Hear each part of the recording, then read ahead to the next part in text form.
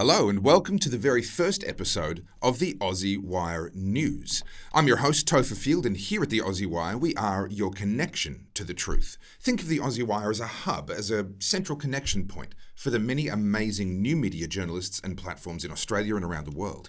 We believe in working with people who share our values, regardless of whether they share our brand. And so it is my pleasure, in the spirit of the Aussie Wire, to start our very first episode by drawing your attention to some outstanding work by the team at Club Grubbery earlier this week. Graham Hood, John Larter, Senator Alex Antic and Senator Malcolm Roberts all came together to hear from Naomi Wolf. Yes, that Naomi Wolf, the radical feminist, left-wing author, investigative journalist and darling of the left wing of politics, until she dared to do some actual investigation. All of a sudden, they turned on her. Do you remember the Pfizer document dump? Do you remember how Pfizer wanted to keep certain documents secret for 75 years, but a US court forced them to release those documents? Well, they decided if they couldn't keep their secrets, well, secret, then they would hide the damning evidence in an avalanche of noise. Hundreds of thousands of pages of documents were released, creating a near impossible research project for anyone who really wanted to know the truth of what did Pfizer know and when did they know it. They thought that their secrets would be safe, buried as they were under a mountain of page after page of technical jargon and bureaucratic speak. But they didn't count on Naomi Wolf. In her interview with Club Grubbery, she explains how she went about assembling a team of thousands of experts to forensically examine these documents page by page and release reports that are written in plain English, revealing what they found within those documents. Here is a brief excerpt as Naomi tells us how the journey started. There was a successful lawsuit by an attorney named Aaron Siri in the United States against the FDA, the Food and Drug Administration, which is our agency responsible for making sure food and drugs are safe and effective.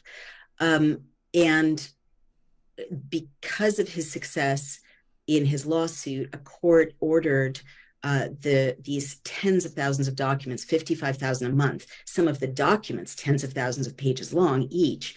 The judge ordered that all of these documents be released to the public. As a journalist, I recognized that this was a very dangerous moment because the documents were too voluminous for any journalist or even news outlet to read through.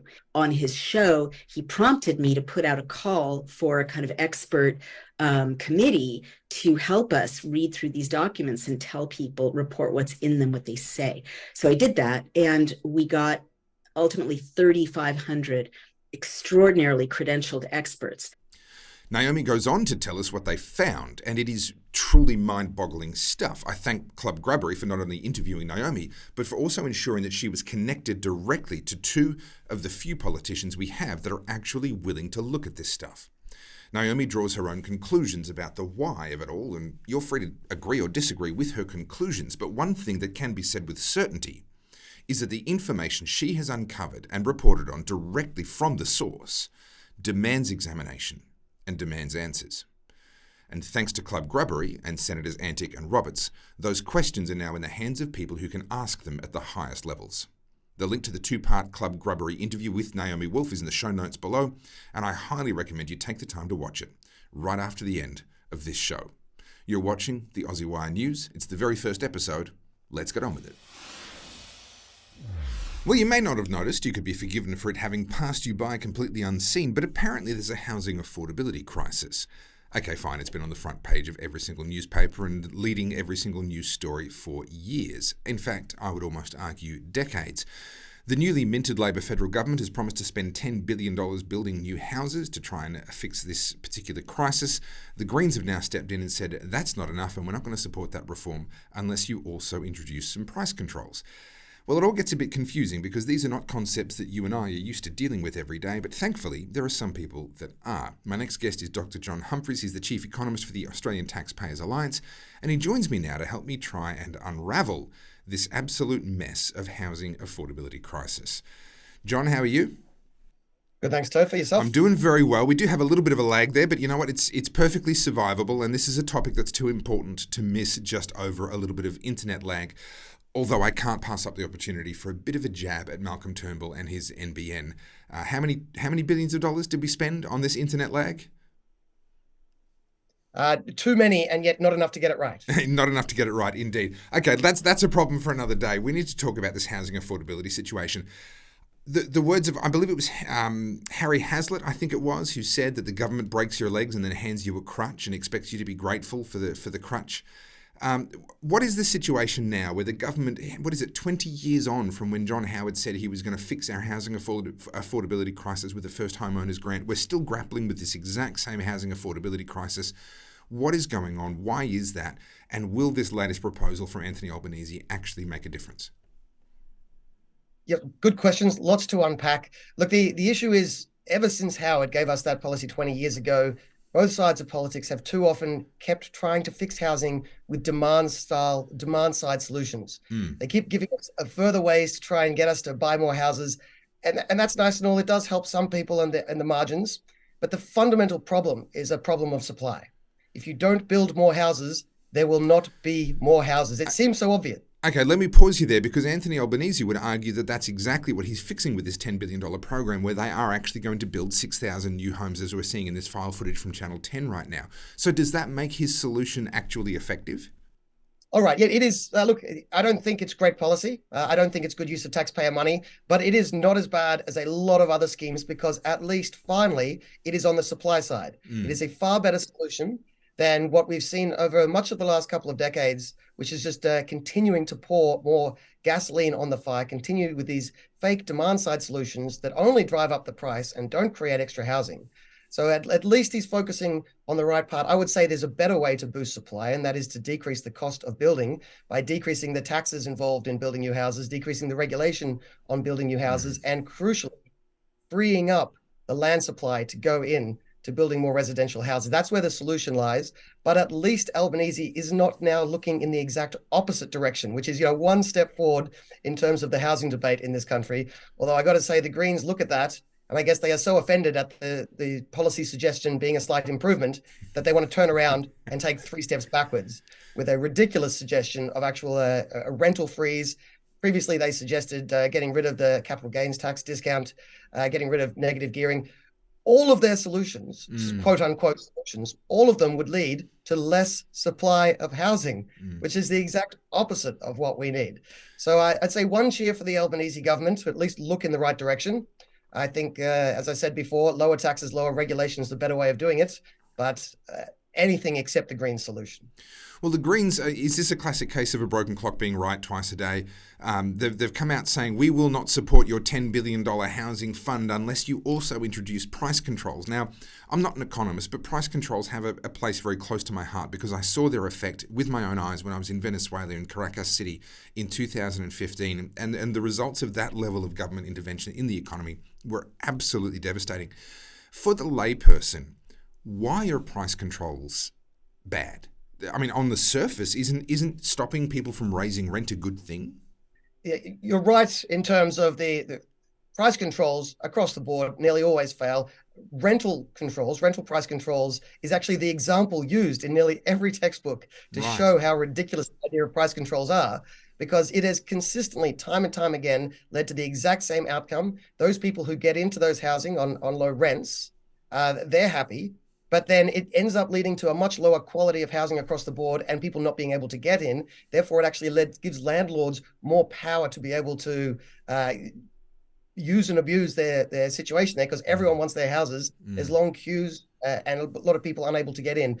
So, and then there's less incentive to actually build more housing and put it on the market, which is the fundamental underlying problem. Every time we look at housing, question should be, does this incentivize more properties getting on the market or not? And if it doesn't, then it's not a real solution. It's just an attempt to get re-elected, I suspect. By the way, one quick thing on Labor's policy, if I may. Sure. It is actually 2 policies wrapped into one that don't need to be linked together. So they're not actually spending $10 billion. They're promising to spend about $500 million a year. That's the policy. $500 million a year doesn't sound as good, so they've called it $10 billion. What that is their way of raising the money. The $10 billion is their revenue policy. They're going to borrow $10 billion, then put that in the share market and hope, which is normally true, that the share market will return more than their borrowing costs. Wow. And with that excess money, they will use that excess money, hopefully about $500,000, to invest in housing. So there's 2 policies in what Labor's doing there. Both of them are a bit dodgy. although both of them have some precedent, this $10 billion investment scheme is exactly what we do already with the Future Fund. The Future Fund I was aware of. The fact that they're proposing to do it again. So this entire policy is contingent on someone successfully playing the stock market during a period of very, very high inflation, which can be good for the stock market, but also bad for borrowing costs. I mean, that's another layer of insanity. I look forward to unpacking that with you on another day. John, that is all the time we have for today, but I do look forward to having you back on the Aussie Wire. Thank you for your insights and your wisdom, helping us to unpack that subject. John Humphreys, the Chief Economist for the Australian Taxpayers Alliance, thank you very much for joining us on the Aussie Wire today. Thanks, Topher. Well, unless you've been hiding under a rock or perhaps living in your mum's basement where she pays the power bills, you would be very aware that power is extraordinarily expensive at the moment. And yet, despite that fact, we are shutting down baseload power stations. It was Hazelwood not so long ago, and now another one has just been shut down. However, I wasn't aware of just how vicious they were being about shutting down a power station. How can someone be vicious about shutting down a power station? Well, to help us understand is the person who put me onto this story in the first place, which is none other than Joe Nova. Joe, how are you? I'm well, Topher. All the crazy times. How are you? Look, I'm very well. You are burning the candle at both ends, and I'm so very grateful for you making time for the Aussie Wire here today, because you were literally sitting up all night last night on American TV, being interviewed all over the world, and yet you've still made time for us. So thank you so much. For those who haven't been following what's going on, can you just give us a 1-minute version of what's just been done, and then we'll talk about what some of the implications are? Well, Topher, the extraordinary thing is we closed down a coal plant in New South Wales called Liddell, which has been running for 52 years, and they will sell it to you as it's old coal, it's old and unreliable, and it should have been shut down anyway because it's old and unreliable. And besides, we have all these new wonderful cheap wind and solar plants. And so that's the way they're selling it. And when the electricity prices go up, which is very likely they will then tell us it's because we don't have enough wind and solar, even though we've put so much wind and solar in the last 10 years. In fact, more per capita than any other country on earth, and yet our prices have gone up. There's a message there. And before anyone says inflation, Joe, everything's going up. In the 1970s, during that inflationary, remember the oil crisis, the prices of everything went up, but not for electricity, because they got better. The engineers made those power plants better, more efficient. They figured out how to bring prices down, and electricity prices fell for 40 years. And they didn't start rising again until, strangely, 2007. What could have happened then? I think we elected Kevin Rudd, and I think we decided to use our power plants, not just to generate electricity, but to change the weather. Look, it's quite extraordinary. There's a lot of different angles and aspects to this, and I know you're a very deep researcher. We've had a bit to do with each other in the past, and I'm an admirer of your work, and I think you should probably be someone I should get on here from time to time to help us unpack some of these issues. But there is another layer to this Liddell closure specifically, and this is what caught my eye when I was reading your blog. Can you unpack for us what they're doing to the site? Well, the extraordinary thing is, and in Australia, we keep doing this. We close our coal plants and then we shut them down. We not just shut them down, we blow them up. And when you look at what happened in England and Germany during the last year, when they hit a really cold winter and their power wasn't working, they reinstated their coal plants. They dug them out of mothballs and got them working again. And we are cutting that option off. As David Archibald says, in the military equivalent, this is burning your bridges. This is the expedition succeeds or you die. And so there's no backup here. And the real insanity of what's happened with Liddell that all Australians need to know is, we're talking about infrastructure that took a whole generation to pay off. So it was beyond the pay date, but with coal plants, you can keep fixing them. They can keep working. So there is no reason to take 2-generation-old, paid-off, cheap infrastructure and blow it up. But that's what they're doing, and they've engaged the demolition team to start early next year because they say they want to put batteries and whatnot on the site. Now, the really dark thing about this, Topher, which I think is what got to you, is that they were offered money to buy this site. They were given it for free in 2014 by the New South Wales government. The New South Wales government packaged 2 coal plants together, Bayswater and Liddell, and like a McHappy Meal, Liddell was given away for nothing. If you read the FAQ page on the owners of Liddell, which is AGL, our largest single energy provider in Australia, they were forced to take it by the New South Wales government for nothing because coal was seen as such a toxic asset in 2014, so unfashionable, you wouldn't want to own one. So the New South Wales government gave it away. Now, after they closed Hazelwood in Victoria, everybody started to panic a bit because they realised that when Hazelwood went, suddenly the whole bid stack on our market shifted and prices went up by an extraordinary 85%. So, and people may not understand how that auction bidding system works, but basically our AEMO, that's the group that manage our market, have set up a system where everybody bids. This is how much I'm going to charge if you pick me to make electricity. So almost always the coal plants bid very cheaply because for them, they want to run continuously. Whereas things like wind and solar are coming and going. They get to bid cheaply, but it's because they're subsidised and they're given subsidies back and whatnot, and because they're preferentially selected. It would be a very different market if it was actually a free market. And so we've got a system where we have all these bids coming in. The AEMO pick the cheapest ones off the stack, and then they get to a point where they got enough and they stop, and then everyone gets paid that bid price. The top bid that they accepted, everyone gets paid that.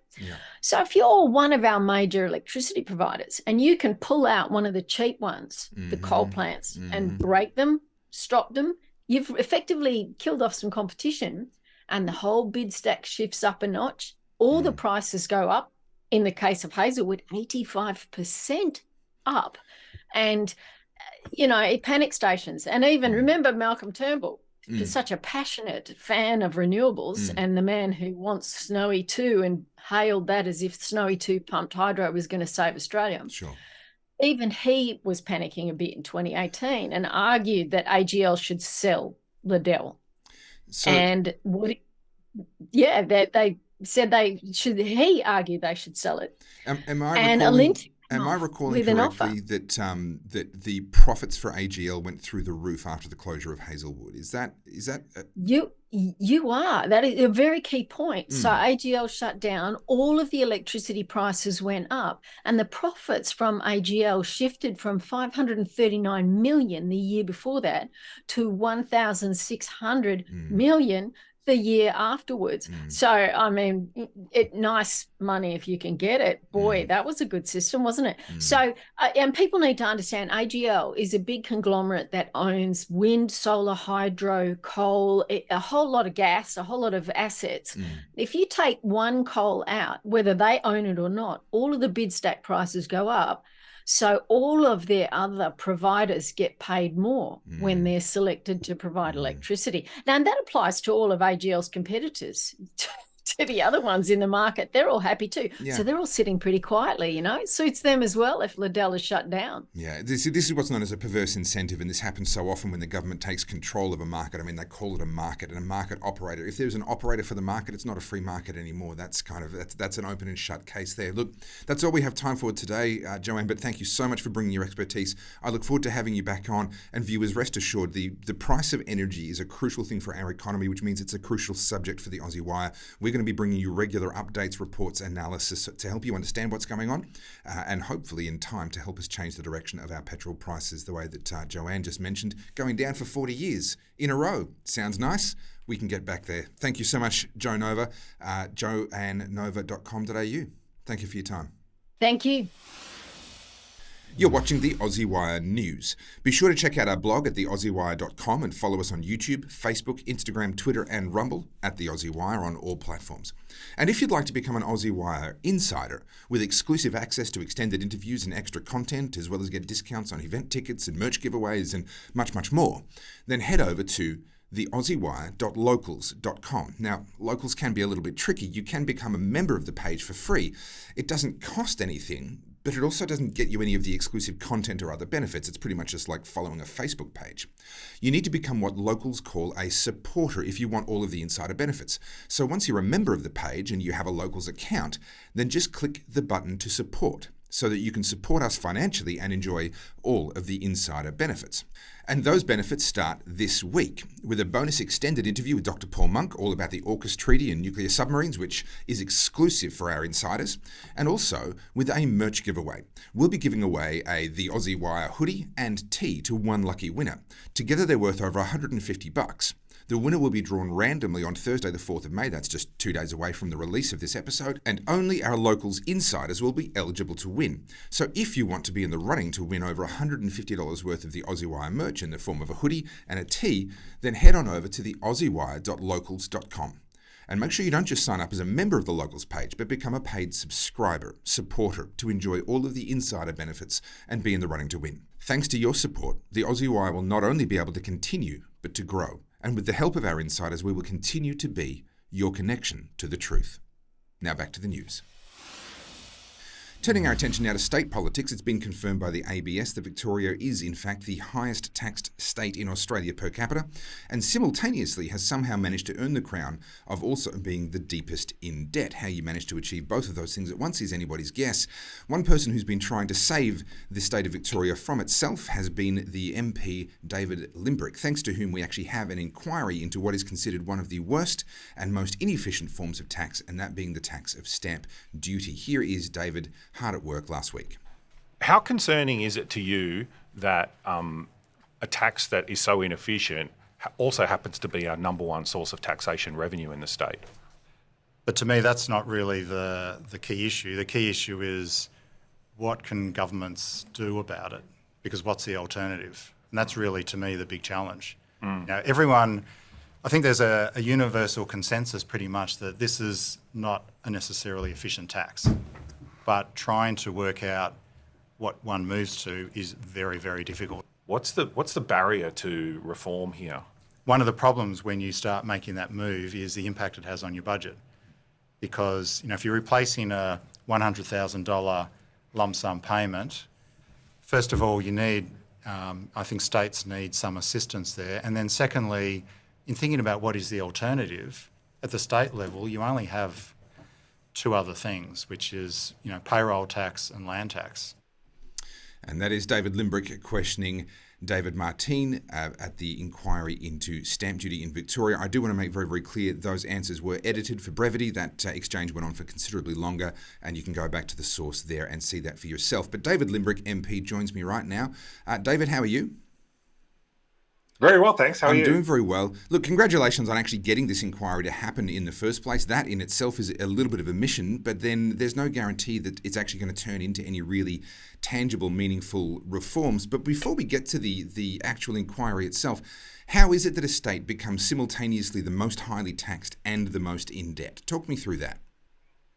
Well, Victoria in particular spent very large amounts of money during the pandemic, and we got into a situation where we were borrowing money. Actually, there was problems with tax revenues collapsing during the pandemic. And we've spent so much money and shut down our economy for so long that we're in massive debt now. We've got massive taxes. And we have to think about these things on, how are we going to get ourselves on a sustainable footing so that we can eventually get rid of this debt and live within our means. For the uninitiated who don't necessarily live and breathe politics, what is the purpose of an inquiry? Why were you so doggedly determined to get an inquiry to happen in the first place? Yeah, so one of the things that you can do in Parliament is make referrals to committees to conduct inquiries. And actually, for minor parties, this is one of the most important things that you can actually have access to. Inquiries in the past have done some really amazing work and made big changes to things in Victoria. Like there's been inquiries into things like drug law reform, into homelessness, into road safety, and many other issues. And publicly allowing submissions to come into an inquiry from the general public and experts allows this sort of public discussion about issues. And I was really determined to do this because I knew that stamp duty is the biggest source of revenue for Victoria, biggest source of taxation for Victoria, but it's also this massively inefficient source of taxation. Like it has all these really perverse consequences and alters people's behaviour. And that's why I thought, look, we really need to look at stamp duty and think about how we can get rid of it. And like some of these perverse consequences, perverse incentives are things like labour mobility. So if someone gets a good job on the other side of the state, they're disincentivized to take that job because they have to pay stamp duty. Or if someone, through unfortunate circumstances, gets divorced, they have to pay stamp duty. It's like a divorce tax. If someone has a large house and wants to downsize to something that's more appropriate for their situation, again, they're disincentivized because they have to pay thousands and thousands of dollars in stamp duty. Also for new homeowners, if your home is above the stamp duty threshold, then you'll have to pay tens of thousands of dollars on that too. And so there's these really, even some of the things like, if you have a next door neighbor that you don't want to live next door to anymore, you still have to pay, $50,000 to move away from them. So there's all these really perverse consequences of this tax. It's very inefficient. And so I thought it's really important to look at, how can we replace it or improve it or do something. Efficiency in taxation is probably a concept that most people would find a little bit odd, a little bit confronting. It's something that economists talk about, and essentially what they're referring to is how much a given tax changes people's behaviour from what it would have been if that tax was not actually in the way or in place. So, David, what we heard from David Martin, who I felt his answers were very forthright. I quite enjoyed listening to the hearing, and he certainly brought a lot to the table there, as you would expect from someone in his position. But he did that and did it very well. But one of the things that he made very clear, and it seems that you don't disagree with, is that this is an incredibly difficult, almost a Gordian knot. It seems like a very complicated thing to undo. Why is it so difficult to reform what everyone seems to agree is a very inefficient tax? Yeah, I think you have to look at the history of stamp duty. Stamp duty originally, it's called stamp duty because originally it was meant to be an administrative charge on changing the ownership of property, right? And, that makes sense that if there's some government administrative stuff that needs to happen, that they'll charge some fee for doing that. But then progressively over many, many years, it's gone up and up and up. And now it's a very, very significant tax for anyone that wants to buy a property, not just residential owners, but also commercial. And so we're in this situation now where we've got ourselves in this pickle where it's the most significant source of taxation revenue for Victoria. And we absolutely have to look at how we can get out of it. Now, the problem is that many of the alternatives have their own problems. They may be more efficient, but, already we've seen today, Mr. Martin put forward some interesting ideas for alternatives. And I think if you look at the submissions page, which many of these submissions from members of the public and organisations have submitted, they've got their own ideas around how we might be able to improve it. Some of the things that were discussed today was maybe we could replace stamp duty with GST, which was actually meant to happen when GST came in the first place. But other things such as a broad-based land tax, there's many other options, but they all have their pros and cons. And governments have been too scared for too long to look at making things more efficient. From my point of view, I'm a libertarian, so I'd like stamp duty to go away and be replaced with nothing. But I'm also a pragmatist, and I appreciate it's going to create such a huge black hole in the budget that they have to replace it with something. So if they can replace stamp duty with something that is more efficient and the overall rate of taxation is similar to or less than the status quo, then I see that as a win for Victoria. And that's what I'm trying to do, is get the committee to a point where we can propose something that is better for Victorians. Look, I'm with you on that point. If we could abolish stamp duty and replace it with nothing, I'd be a much happier man. But there are some practical limitations there, and if it is true that the Grim Reaper and the Taxman are the only two inevitable things in life, then we might just have to work with it. There is something that strikes me, and I'm taking a slight tangent here, but to what degree do you think that our system of federalism, where the federal government trumps all of the states, and in cases of, for example, income tax, the federal government has taken away from the states the ability to have their own income taxes and these sorts of things. Again, as much as I don't like taxes and I don't support them, what they've done at the same time is stopped the ability for the states to replace this inefficient tax with one of the other options, an income tax or something that might have been, or a GST of their own, value-added tax of their own, that might have been a more efficient option. To what degree is the federal government unintentionally now making it harder for the state to abolish this inefficient tax? Yeah, well, I mean, states are quite limited in their taxation options, as Mr. Martin today quite rightly pointed out. You don't have a lot of options at a state level to replace stamp duty. And you're also quite right, Topher, that states no longer have the ability to raise income tax, although payroll tax arguably is a form of income tax. Now, my understanding was, I think the history with income tax is it was taken away from states during World War One, and was never given back. I'd have to double check that. But, look, I'm open-minded on these things. I know that there's varying arguments from people about whether income tax should be done at a state level or a federal level. At a state level, there's maybe some advantages in competitive federalism, in that people can move between states if they don't like the income tax rate. In the United States, that's a big thing. Like, various states have different income tax rates. Some of them have no income tax, and people will move between states according to, whether they like the income tax regime. So, I like competitive federalism.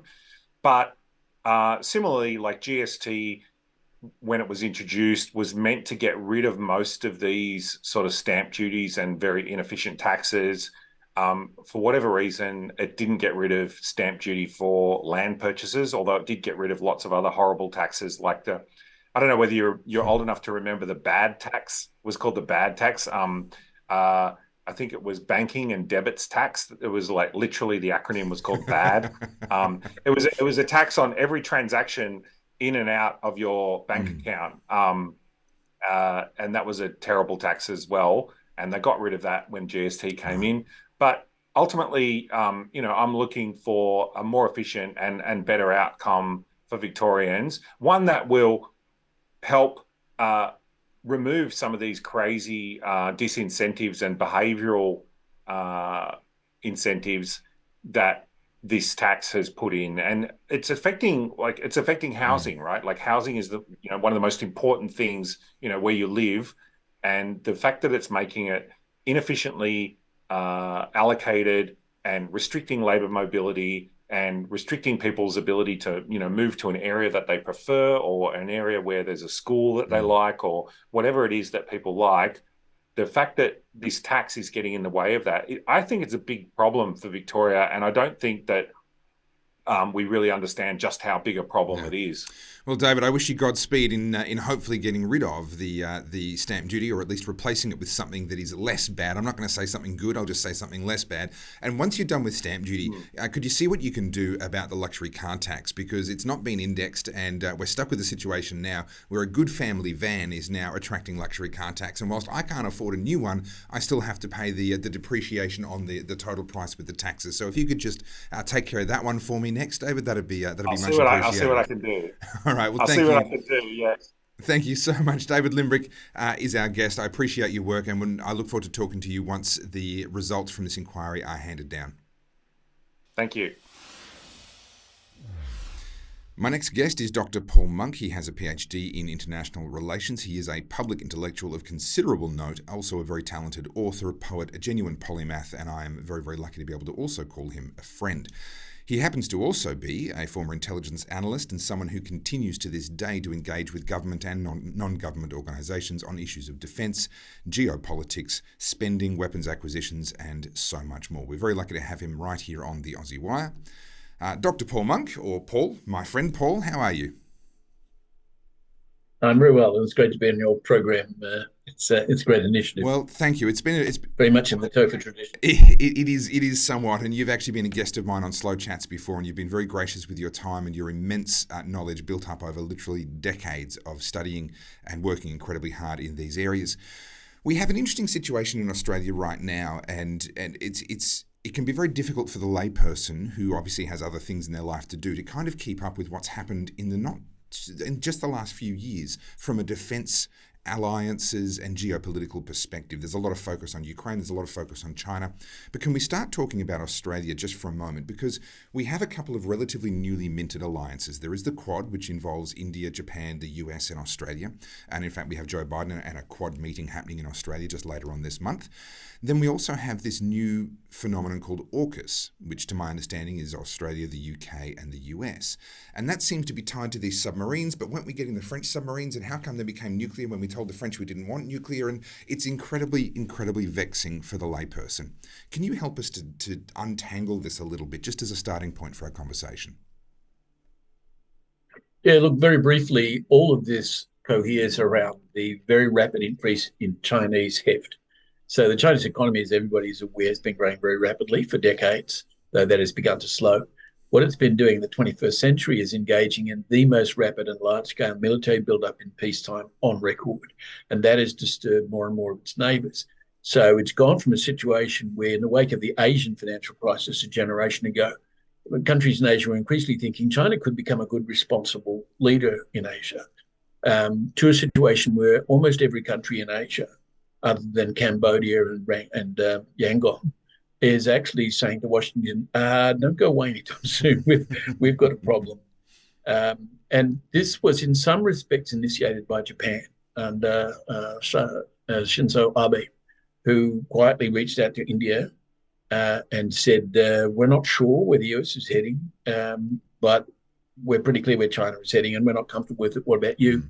And the Indian answer was, yeah, we're not real comfortable with it either. And they both then began to talk to us and to the Americans. That's the origins of the Quad.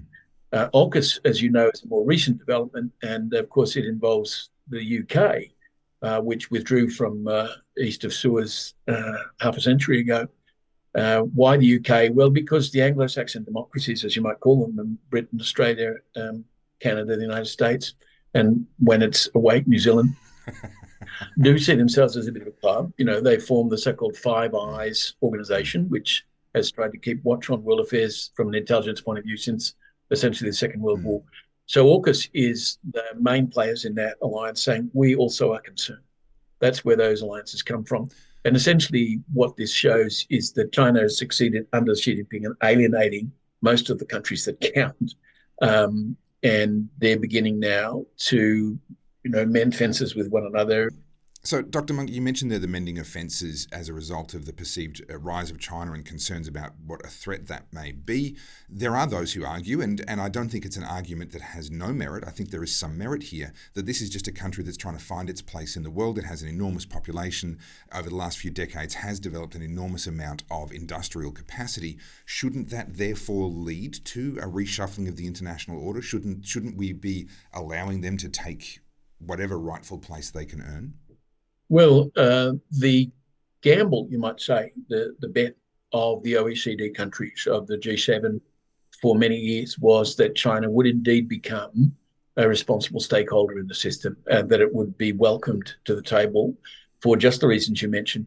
The expectation, however, was that that would occur in a context where it was following through on what might be considered the East Asia model. So Japan, in its heyday, prior to the Second World War, and to some extent after the Second World War, is almost a one-party state under the LDP. South Korea under dictatorships, for some decades. Taiwan under dictatorship, all developed as thriving capitalist economies linked to the United States and given access to its markets, and they all democratized. They've all become very open societies. The hope was that China would do the same. And after Tiananmen, people said, well, that was a hiccup, let's hope. I mean, there were similar hiccups in South Korea and in Taiwan in the 1970s, and they did democratize a decade or so later. So that was hope. That hope has been scotched. Xi Jinping has made very clear that's not the path that the party intends to go down in China. It's become more dictatorial, not less. That's the concern. Its very rapid military build-up is also of concern, had it been indicating that it very much wanted to be a stakeholder in the existing system because it had benefited so much from foreign investment, open foreign markets and so forth. I think we all have been relaxed. And here in Australia, we wanted to see China fit into the system. We were in no way hostile towards China as such. We're concerned, however, about Xi Jinping and the direction he's taking. We had benefited greatly from China's rise. We, unlike the United States, we ran annual trade surpluses with China and would have been perfectly happy to keep that going. But we've run into heavy weather. That's where we're at. There are, however, former prime ministers and other Australian people with significant profile, significant clout, who are actively making the argument that America has led us into a number of misdirected wars over the decades. That's a hard thing to refute when you have a look at the history of how things unfolded in Afghanistan, how things unfolded in the end in Iraq. And saying, well, hang on, maybe we're just listening to the war drums being beaten by the same war hawks that have dragged us into previous misguided conflicts. How does the layperson start to unravel that and begin to, I guess, discern where the truth really lies? Well, it's difficult. Let me say, first of all, the great merit of what's happening is that we in Australia, and this is true elsewhere in the Western world, are very actively debating these matters. You cannot debate them in China. There's one voice in China, and increasingly it's not just that of the party, it's Xi Jinping. Sure. And that's part of the problem. If we were having a more open dialogue with multiple centres of interest and influence in China, we would all be significantly more relaxed about what's going on. Yeah. We can't do that. Step through back channels and at danger, at risk to those in China that we seek to communicate with. That said, there are, as you said, household names who believe that we're going in the wrong direction. And perhaps the most outspoken of them is Paul Keating, former Prime Minister, who lambastes not only the coalition, but also the Albanese government and Penny Wong personally, and our Defence Department and our intelligence agencies. Went so far recently as to say that the US is messing with China and the US and its bunch of deputy sheriffs in Asia. You said South Korea, Japan, India, and Australia. That's some bunch of deputy sheriffs. I think this is indicative of the fact that these people have their opinions rooted in a prior way of understanding the situation, and they haven't updated their views. I mean, I know some of them personally. Jeff Raby, who was an ambassador to China, has been of this opinion. Hugh White, who I've known for many years, has been pretty much the same opinion. And I welcome debates with them, but it's fairly clear that on a bipartisan basis in terms of public opinion polls, Australia is clear where its core interests lie. And that doesn't mean that we have a lackadaisical attitude to the history to which you referred. It means we have a very clear concern about where China is heading, and we share that concern, as we remarked earlier, with other major countries in the area, not just Washington. Well, Dr. Paul Monk, it's a pleasure as always. Thank you so much for giving us some of your time. The plan was for us to be discussing submarines and the AUKUS submarines, then the switch to a nuclear power plant. We have run out of time, so I guess we're going to have to hold that for another day. But thank you so much for your time, your expertise. We do appreciate it. You're most welcome. Thank you for watching the first ever episode of the Aussie Wire News. Don't forget to like, subscribe, share this with everyone you know. And to be in the running to win an Aussie Wire hoodie and an Aussie Wire t-shirt, head on over to the aussiewire.locals.com and become a subscriber, an Aussie Wire insider today. New episodes of the Aussie Wire News are released every Tuesday and Thursday at 4 p.m. Plus, there's new blog posts on our website, theaussiewire.com, every week, and lots more to come. Thank you for your support. I'm your host, Topher Field, and this is the Aussie Wire.